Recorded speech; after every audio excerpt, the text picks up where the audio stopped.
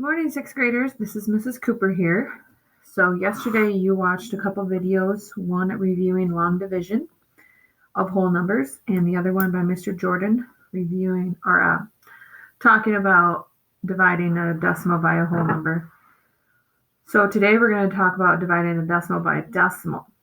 So in your rules or decimal rules packet, I'm on page 2, or you could even be on page 1. They show you some rules on division of decimals. So the divisor can not have a decimal. That's the number outside of the box. We're going to move it however many places we need to make a whole number. And then we do the same thing to the dividend, which is inside the box. So again, if there is a decimal in the divisor, we need to move it out to make it a whole number. And we do the same thing. Well, we move it the same amount of times in the dividend as well. So you may have a decimal in the dividend, but you cannot have one in the divisor. Then it floats straight up, and we divide like normal. So I'm going to go over this example here on the beginning of your rules of decimal packet. So make sure you have that out. Pause the video as needed to make sure you're caught up with me. So in this problem, we are moving the decimal point one place to make it a whole number 3. And then I move it once also in the dividend. So this would be 14.1. And then the decimal point floats to the top. I like to say like a helium balloon. And then we divide like normal. So 3 can't go into 1. Some people put an X there or leave it blank. 3 goes into 14 4 times. That's 12. We subtract. 4 minus 2 is 2. 1 minus 1 is nothing. Bring down the next number. 3 can go into 21 7 times. 3 times 7 is 21. Subtract 0. So I am done. My quotient, that is the answer to a division problem, is 4 7/10. So again, the divisor cannot have a decimal. We're going to move the decimal however many times to make it a whole number. Do the same thing to the dividend and then divide like normal. So on the next page, we're going to do some problems together. So go to page 2. Division, the same rules to help you. Here is our problem. I have 4/10. I got to make that a whole number 4. So I move the decimal once to the right. So I also move it once to the right in my dividend. Rewrite the problem. So we have 4 outside the box, 28 and 5/10 inside the box. So this is 28 and 5/10 divided by 4. Can 4 go into 2? Nope. So leave it blank or put an X there. Can 4 go into 28? Yes, it can. How many times can 4 go into 28? 7 times. Excuse me.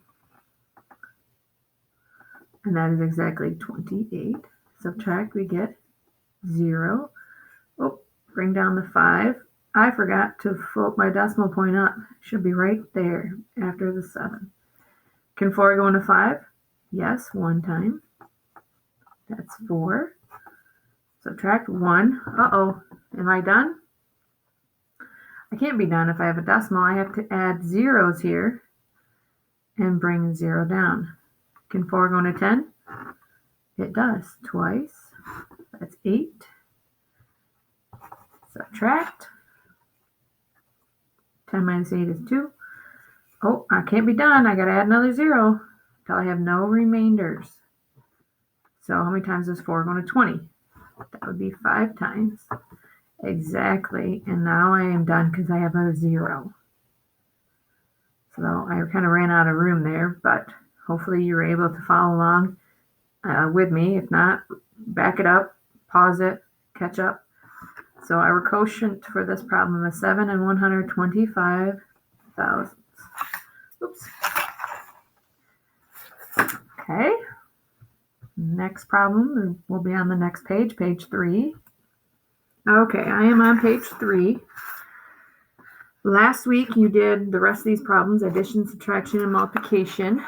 I'm going to do a couple of these with you, and then you're going to do the other two, and then we're going to do some problems in our book. So, where'd my pen go? Got it. This one here, 2/10 is going to be divided into 14 and 8/10. This is a decimal. We have to move it once to the right. So move it once to the right in my problem. So my decimal point would float to the top here. So I'm going to rewrite it here. 2, and then now it's 148. So it's 148 divided by 2.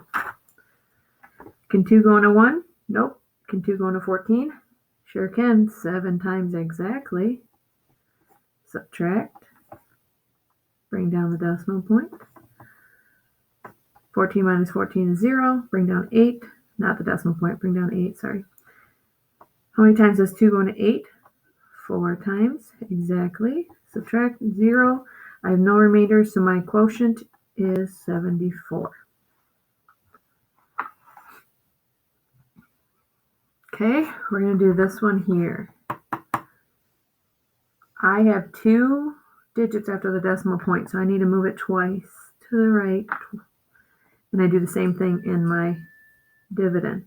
So this empty loop needs to have a 0. So now I rewrite the problem. 3,000 divided by 25. Can 25 go into 3? No. Can 25 go into 30? Yes, 1 time. That's 25. Subtract. 30 minus 25 is 5. Bring down the next 0. How many times does 25 go into 50? Twice. Exactly. Subtract. Bring down the next 0. Can 25 go into 0? No. 0 times. 25 times 0 is 0. 0 minus 0 is 0. So my answer is 120. So pause the video, try these next 2 problems, and I'll be right back to show you my work and my answers to see if you got the same thing. Alrighty, so I did the problems, and I moved the decimal point 1 time in both of them, and I divided like normal, and my first quotient here was 70, and my second quotient here is 60. Alrighty, so make sure you get those problems written down. If you need more space, you could have done them on the back side. There's a blank page for that. The next video is going to be in your math book, so grab your math book for the next video.